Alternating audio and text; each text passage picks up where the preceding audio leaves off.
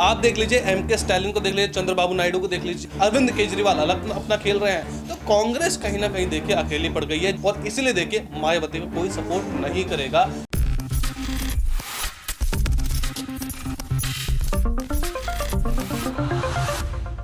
नमस्कार, मैं प्रांशी राठौर और आप देख रहे हैं नेक्स्ट 9 न्यूज। एक बार फिर से स्वागत है हमारे स्पेशल प्रोग्राम सत्ता के खेल में, जिसमें हम चर्चा करेंगे यूपी की सियासत के बारे में। और आज हमारे साथ मौजूद हैं पीयूष।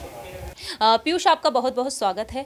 जैसा कि पीयूष आप भी जानते हैं कि अब साल 2024 में लोकसभा चुनाव होंगे और इन लोकसभा चुनाव के लिए सारे विपक्षी दल एक तरीके से एकजुटता का संदेश दे रहे हैं कि कैसे भी करके केंद्र से सत्ता से बीजेपी को हटाना है। तो सबसे बड़ा और अहम सवाल यही बनता है, क्या यहाँ पर विपक्षी दलों की एकजुटता बीजेपी को हरा सकती है? क्योंकि सदन में साफ तौर पर कहते हुए नजर आए हैं हमारे देश के प्रधानमंत्री नरेंद्र मोदी जी कि एक अकेला शख्स इस वक्त सब पर भारी पड़ा हुआ है।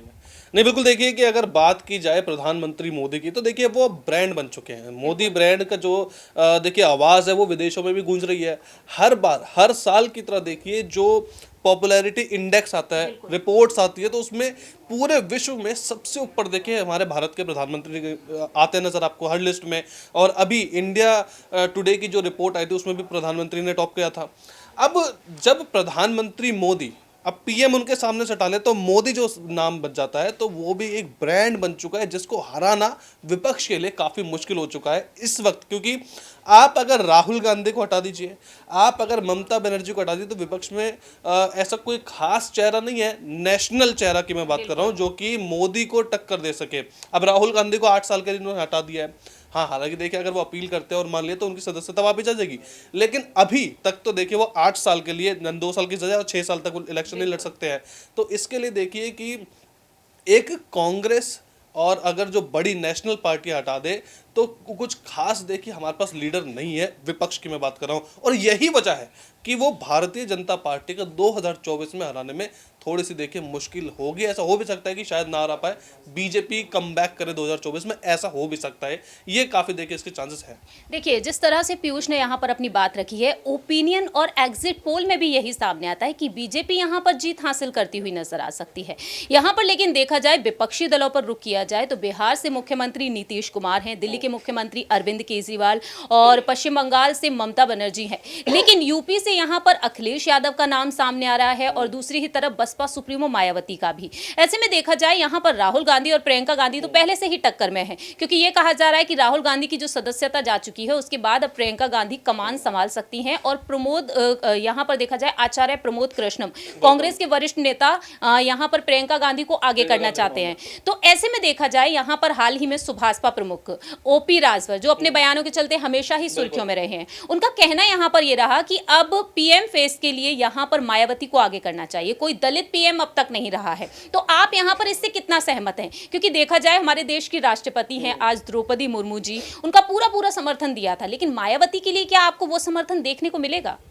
अब बात की जाए देखिए ओपी राजभर की, तो देखिए ओपी राजभर जो अपने जैसे बयान देते हैं। अब नीतीश कुमार को मैं बिहार की तरफ जाना चाहता हूँ 2 मिनट के लिए, क्योंकि नीतीश कुमार को आरजेडी नहीं पलटू चाचा का नाम दिया था।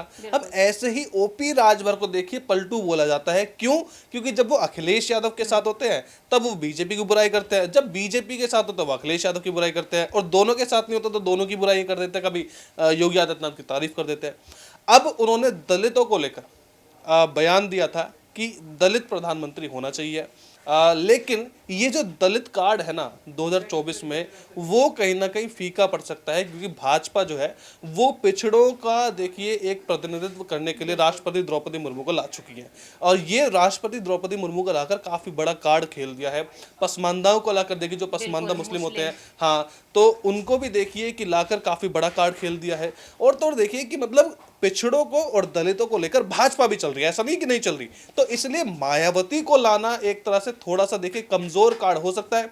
लेकिन अब ओपी राजभर ने देखकर बयान दिया है, तो मेरे ख्याल से तो मेरे पूरा विपक्ष जो होगा वो एकजुट बैठेगा, शायद मायावती को ला दे, ऐसा होगा। देखिए फिलहाल देखा जाए पूरा विपक्ष क्या वाकई में मायावती को यहाँ पर आगे करेगा, क्योंकि यहाँ पर अखिलेश यादव भी लाइन में है। नेताजी के सपनों को वह पूरा करना चाहते हैं। शिवपाल यादव उन्हें मुख्यमंत्री के पद पर देखना चाहते हैं, लेकिन वह इस पार्टी को नेशनल लेवल पर ले जाना चाहते हैं। तो अब देखा जाए यहाँ पर रेस में राहुल गांधी जिस तरीके से नजर आए, तो आपको क्या लगता है पीयूष, क्या एक तरीके से बीजेपी की यहाँ पर साजिश रही कि राहुल गांधी जिस तरीके से उभरते हुए नेता के तौर पर नजर आ रहे थे, अब यहाँ पर प्रियंका गांधी का नाम आ रहा है, तो राहुल गांधी क्या वाकई में टक्कर दे पाने में कामयाब होते या फिर उनके मुकाबले यहाँ पर अरविंद केजरीवाल?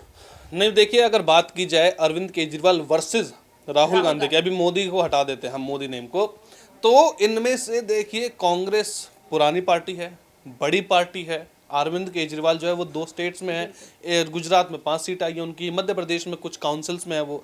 तो यहाँ पर अगर हम कंपैरिजन करें तो कांग्रेस बड़ी पार्टी है, राहुल गांधी नेशनल लीडर है, अरविंद केजरीवाल अभी नेशनल नहीं बोल सकते, हाँ लेकिन हम नॉर्थ इंडिया में उनका ज़्यादा दबदबा है ये कह सकते हैं, लेकिन राहुल गांधी नेशनल लीडर है। आप वेस्ट से ईस्ट और नॉर्थ से साउथ लगाएं तो हर कोई राहुल गांधी को जानता है, छवि उनकी ऐसी है। तो ये कंपैरिजन तो देखिए बिल्कुल बनता ही नहीं है कि अरविंद केजरीवाल राहुल गांधी ऑफकोर्स देखिए अरविंद केजरीवाल से कई गुना ज़्यादा पॉपुलर हैं। लेकिन अगर मोदी वर्सेस राहुल के आते तो देखिए मोदी जो ब्रांड बन चुका है अब, तो 2024 को लेकर तमाम रिपोर्ट्स में अभी भी अगर ये केस नहीं होता, उनकी सदस्यता नहीं भी जाती, तो भी देखिए राहुल गांधी का जीतना थोड़ा सा मुश्किल था। लेकिन हाँ, 2019 के इलेक्शंस को देखा जाए, मद्देनजर रखा जाए, और 2024 के देखा जाए अभी, और इस वक्त जो हालत हो रही थी कांग्रेस की, जो भारत जोड़ो यात्रा से उसकी राहुल गांधी की इमेज भी काफ़ी इंप्रूव हुई है। तो हम देख सकते हैं कि राहुल गांधी काफ़ी अच्छा कंपटीशन भाजपा को दे सकते हैं 2024 में। लेकिन अब तो देखिए 8 साल के लिए वो जा चुके हैं। देखने वाली बात तो ये होगी कि अपील जब करेंगे ना, तब पूरा जो गणित होगा, राजनीति का गणित होगा, वहीं से डिसाइड होगा।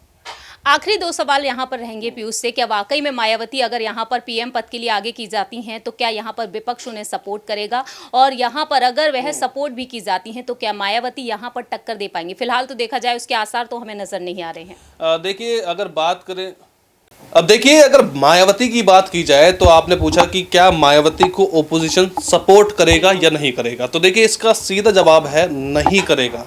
क्यों ऐसा क्यों बोल रहा हूँ? क्योंकि देखिए इस वक्त ओपोजिशन की जो हालत है वो काफ़ी खस्ता है।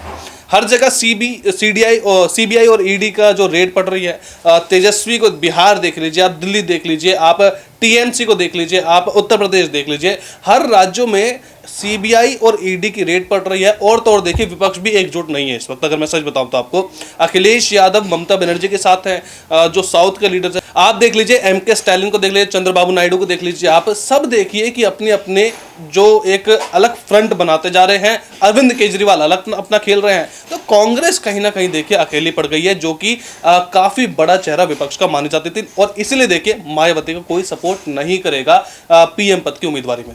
हमारा आपसे आखिरी छोटा सा सवाल यही रहेगा कि देश के अगले प्रधानमंत्री के तौर पर जो हम अपने लाइव सेशन में देख रहे हैं, अगर यहाँ पर राहुल गांधी ऑप्शन में आते हैं तो राहुल गांधी को लगातार समर्थन मिल रहा है, लेकिन यहाँ पर ओपिनियन एग्जिट पोल साफ तौर पर यहाँ पर पीएम मोदी का ही नाम आगे कर रहे हैं। तो आपका यहाँ पर क्या कुछ कहना रहेगा, देश के अगले प्रधानमंत्री के तौर पर हम किसे देखने वाले हैं इस बार? देखिए अगर मैं अपनी निजी राय ना बताऊं, अगर रिपोर्ट्स को बताऊं, तो देखिए रिपोर्ट्स के मामले में तो प्रधानमंत्री मोदी का ही कार्यकाल आगे बढ़ेगा 2024 में।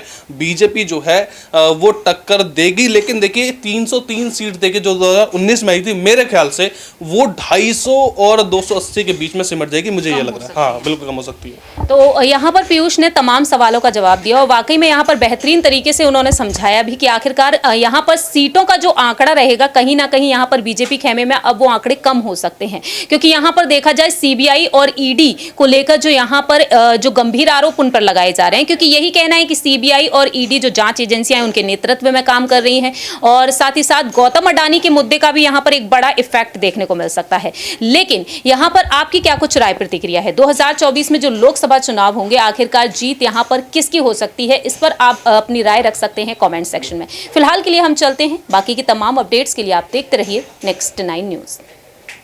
इंट्रो दूं?